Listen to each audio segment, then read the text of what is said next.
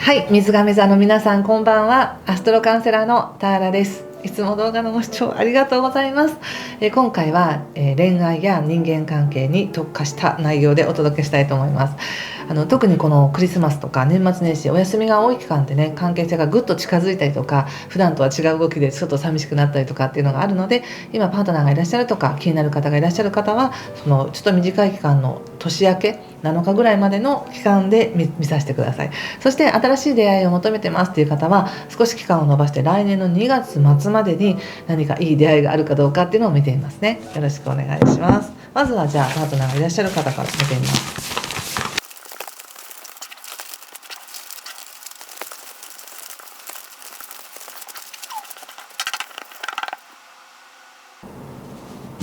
はい、じゃあ一緒に見てみましょう。まずこの関係性の年始までのね関係性、2人のエネルギーはっていうと、ペンタクスの4の逆ですね。はい、ちょっと後で解説します。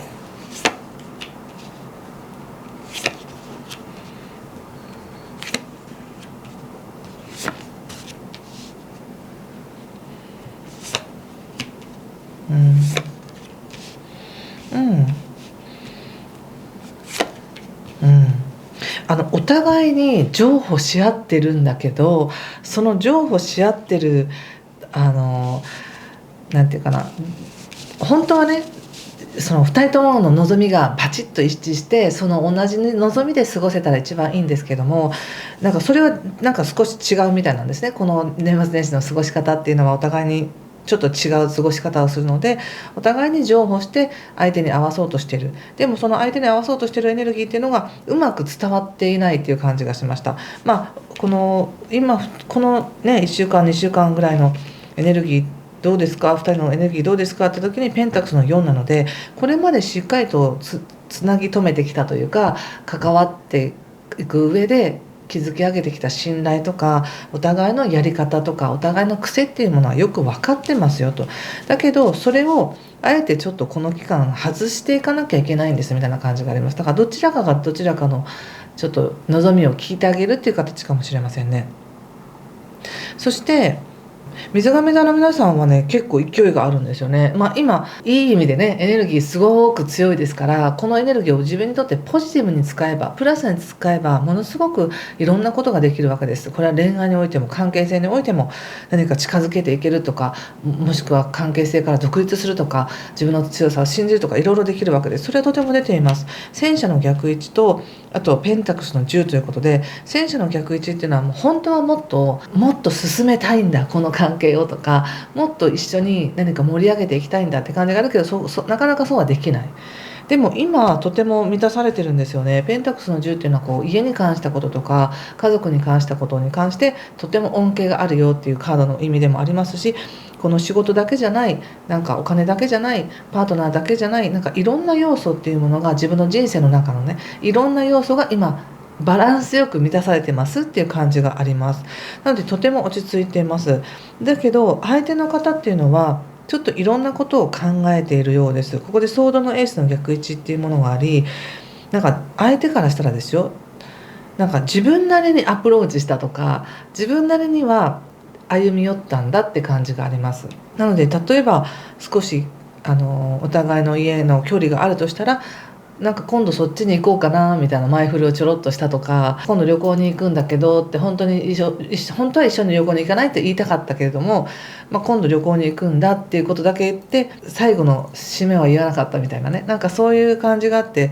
その相手の人っていうのは人生をもっと動かしていきたいし、なんなら遠くまでも行くよとか、もっとこう未来に対しての行動を自分で取っていきたいみたいな感じがあるんですね。でそれちょっと投げかけたみたいなんですけど、でも水上座の皆さん今はそれはできないみたいな感じがあり、自分のことで精一杯もあるし、自分の生活を整えるっていうことも大事だから、その無理してなんか合わせる必要はないよなみたいな感じがあって、すごくそれは正当性があって何の問題もないんですけども、相手からしたら少し自分なりに頑張って言ったことっていうものが受け入れられなかったっていう感じで、若干ちょっと落ち込んでますかね。私はあまり水亀座さんに受け入れられてないんだわみたいな気持ちでいる感じがしますよ。どっちかっていうと水亀さんは一人で大丈夫、一人でも楽しく過ごせるし、かようにでも満足できる生活とか時間の過ごし方っていうのはできるけども、相手の人っていうのはなんか水亀座さんにもうちょっと頼りたかったのかなって感じがしますね。でもしこれ同じ水亀座さん同士とかであれば、自分がどっちの立場に立ってるのかなっていうのを感じながら聞いていただけると嬉しい、何かしらヒントが出るかもしれません。そしてただボトムにあるそのお互いのね、その関係性はって言われた時には女帝の3なので、こうお互いに思う気持ちはあるけれども、なんかむちゃくちゃ真剣になんか愛し合ってますとかっていうよりも、もうちょっと肩の力を抜いてお互い自然な形で楽に関わろうよみたいな感じですね。強いルールとかでお互いを縛るのではなく、もうちょっと感覚的に楽しく過ごせたらいいんじゃないみたいな感じがあります。でそれでいくと相手の人っていうのは今そんなに楽しくないんだなって感じがするので、もしねそうなのと思ったら少し聞いてあげたりとか、どうみたいな感じで声をかけてあげると喜ぶと思いますよ。で水亀座さんはもう自分で楽しめそうだから全然自由に、しかも一つのことだけじゃなくて、この機会にあれやってみたかったんだみたいな、あれもしてこれもしてこれもしてみたいな感じですごく満たされています。むしろどっちかっていうと、せっかく整ってきた自分の生活を乱したくないという気持ちの方が強いかもしれませんね。もう少し見てみましょうか。まず相手の方が深く心配していることはっていうと、誘いかけてほしいそうです。もっと水亀座さんから自分なりにはなんかちょっと誘ってみたんだけど、あんまりいい反応がなかったので、あからさまに水亀座さんから誘ってほしいみたいですよ。水亀座さんはっていうと、水亀さんは天真爛漫に過ごしたいんだと。そうですよね、そらね楽しく過ごしたいですよね。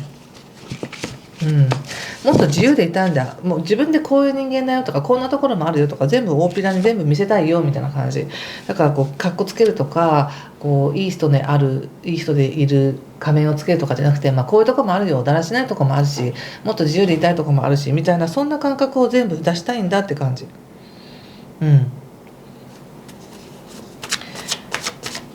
ちょっと今後のね可能性見てみます。なんかね、なんて言ったらいいのかな、今後の可能性として出てきたのが、ちょっともうちょっと見てみよう、別のカードで、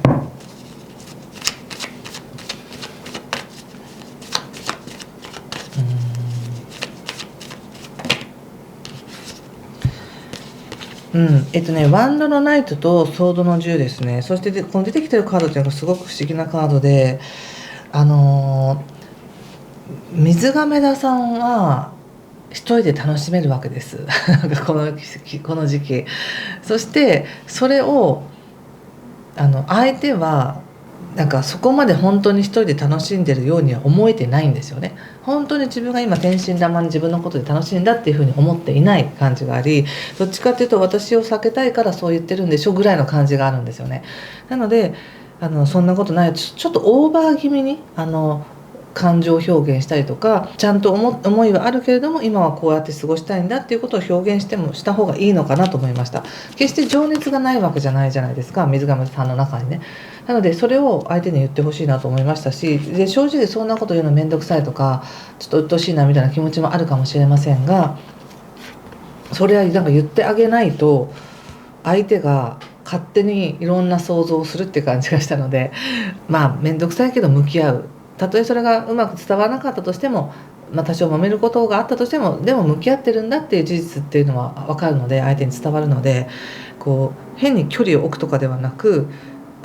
声をかけるなりメールをしてあげるなりっていうのをしてあげたらいいかなと思いました。もう一枚見てみようかな。だからちょっと妥協して、一番のキーカードっていうのがやっぱりペンタクスの4の逆なので、ちょっとやっぱ妥協した方がいいんだなって感じなんですよね。自分の望み通りっていうよりも少し妥協してあげるって感じ。そうすることによってやはりまたね、普通に反応していくっていうか、反応していく、こう誘いにも応じてくれるし、タイミングが来たら行こう行こうみたいな感じで乗っていけるしって感じで出てるので、だから相手は待ってますね。なんか誘いかけをとてもね。はい、何かこれでヒントになりましたでしょうか。何かヒントになりましたっていう方はぜひご感想などコメントでいただけると嬉しいです。ちょっとじゃあパートナーがいらっしゃる方や気になる方がいる方はここまでにして、新しい出会いがあるかどうかっていうのをちょっと見てみますね。来年の2月末までです。